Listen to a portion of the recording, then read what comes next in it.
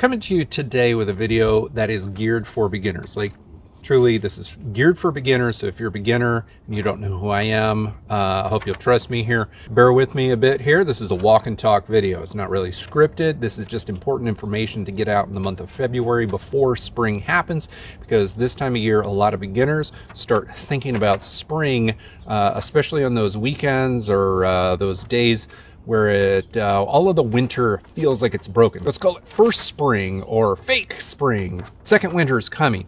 So I want you to think about this stuff before spring truly hits. These are not exactly mistakes, but these are things that you need to be wary about. You need to consider this stuff before you progress into spring, going after the best lawn you've ever had in your life. All right, I got notes here, but it's not a script. I want you to understand that stopping weeds means that you apply a pre-emergent in the spring. And that means that you're putting something down that's going to stop weeds from germinating. So you're going to be applying a product to the lawn so that weeds don't show up later in the season. This is the best way to do it. The problem here is a lot of people, when they see an outside air temperature, we're talking air, like I'm wearing a t-shirt right now. If the air gets up to like 65 degrees, people are like, whoa, I got to put down the pre-emergent now. This especially applies to new people to lawn care. Air temperature is different from soil temperature. You do not want to apply a weed pre-emergent to your lawn before soil temperatures get up to 55 degrees. So even if it's 65 to 70 out on a random day in late February, that's not the time to apply a pre-emergent. It's too early. The weeds aren't germinating because of the air. The weeds germinate because the soil gets warm. Now, as I meander about and think to myself, fertilization is another one of those things that a lot of new people to lawn care get tripped up about. It's a simple concept once you boil it down to these, well, to the simplicity level that I'm going to give you right now. If you go to any big box store, the vast majority of the fertilizers that you're going to see on the store shelves contain nitrogen. That's the stuff that makes the grass grow and turn green. If you put a whole bunch of nitrogen, it will grow. However, if the lawn is not green yet, it's not going to make it grow. It's just not. So if you've got like a warm stretch towards the end of February, the first part of March, but your grass isn't green and growing yet, fertilizing it isn't going to make it happen. Not only that, but depending on the grass type that you have, if you've got a warm season grass, it's not going to green up until the grass turns to until the soil in your lawn turns to like 55 to 60 degrees. So for cold season grasses, those are the ones that are up north. Let's call it anywhere north of like the Ozarks is most likely going to be running a cold season grass, most likely. So if you're in an area like that, a cold season grass is going to start greening up when the soil temperatures are in the mid to upper 40s. And you still can't put down a fertilizer that early unless you're putting something down that is purely synthetic, like purely synthetic, ammonium sulfate sort of thing. The reason for that is organic and natural products need soil microbial life to break the nitrogen down and make it plant available. And the same thing goes for urea, which is the base nitrogen for, I would say, the vast majority of all fertilizers sold in the United States. So even if your grass is green and growing and your soil temperature is 48, 49, 50 degrees, that urea or the organic fertilizers, they're not going to do anything for the grass. It's simply too early. You need to wait. There's a reason why lawn care professionals, like true professionals, don't advise fertilizing in the early parts of spring. It has to come in the mid-spring after soil temperatures have increased a bit. Now for warm season grasses, your soil temperatures are going to be in the mid to upper 50s when you get green up. So any fertilizer will work. However, the grass has to green up first. If you put any fertilizer down prior to green up, even if your soil temperatures are 55 degrees, it's not going to do anything to the grass. The soil wakes up the grass from dormancy, not fertilizer. Now, another little trap that mostly newbie, I don't mean that in a bad way, but newbie lawn care people get themselves into is they walk out into their lawn at the end of February, the 1st of March, prior to the true spring growing season, and they see weeds in the lawn. I mean, I got weeds in my lawn. I've got dappled dormancy throughout my lawn.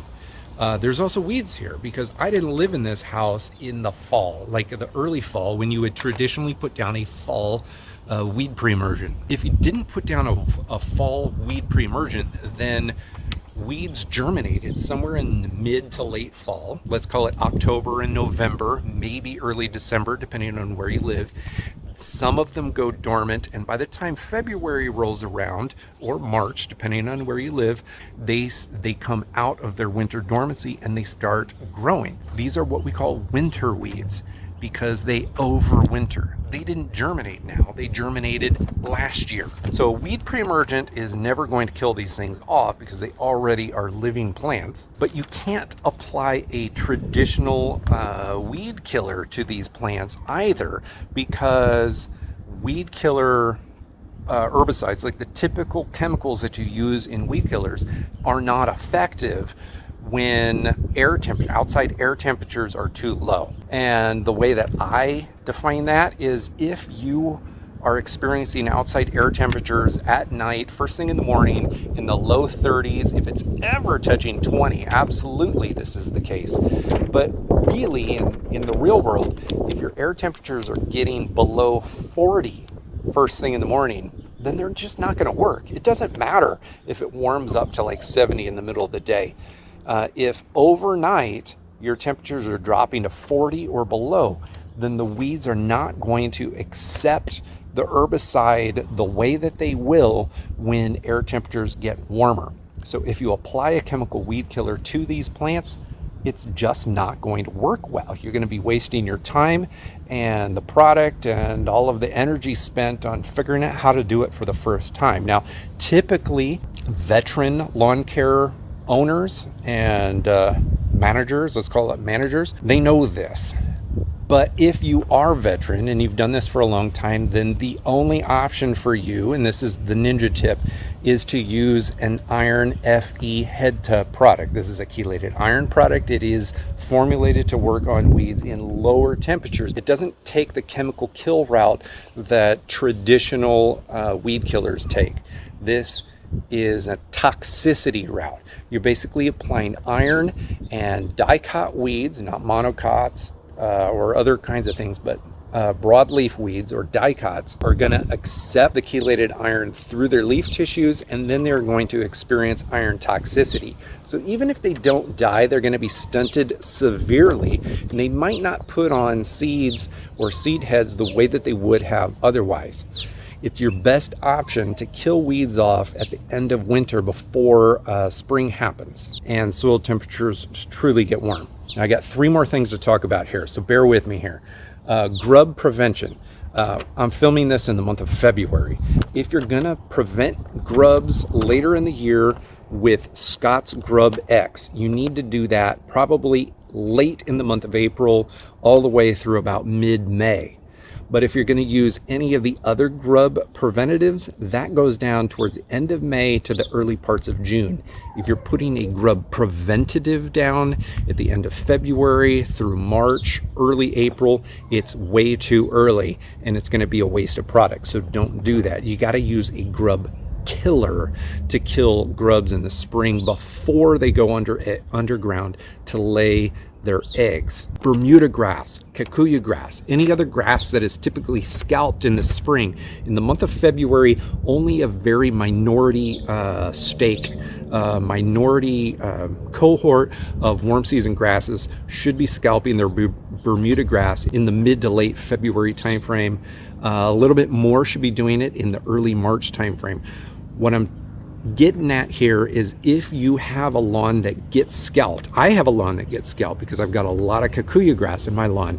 Bermuda grasses are the same thing. You don't want to scalp before your last frost date. You can scalp before your last frost date if it looks like your last frost date is coming up and you've got abnormally warm temperatures for the next 10-day forecast, then go ahead and get it done. But you don't want to scalp Bermuda grass, especially. That's the more common one across the warm season grass zones. You don't want to scalp that stuff before temperatures are safely above that freeze point. The dormant Bermuda grass sitting above your lawn soil, the brown stuff, that actually insulates the soil and insulates the root system for those grass types. So if you have any danger of having a frost in the late winter or the early spring, you need to wait to do your scalp. You can certainly start cutting and bagging lower and lower. That's traditionally called a pre-scalp, so it's not all the way to the ground. You can start by doing that. That's going to make the full scalp a little bit easier to accomplish, but don't go all the way until you're safely past the danger of a full freeze. Now lastly, irrigating the lawn. You're not going to really want to turn on your irrigation yet. And the reason for that is your lawn most likely is still dormant. Watering the lawn can help bring your lawn out of dormancy slightly earlier. This is one of those ninja tips. I tend to suggest hardcore lawn owners, hardcore lawn care people to aerate their lawn at the end of winter and then do a solid deep watering. That's going to push a lot of water deep into the ground, and it's going to help bring the lawn out of dormancy slightly earlier. But for the typical homeowner or yard owner, as I like to call them, most people just don't aerate their lawns ever, let alone at the end of winter. So for people like that, it's not important to water the lawn extremely early in the season unless you've literally been extremely dry and had no rain or snow for the past couple months.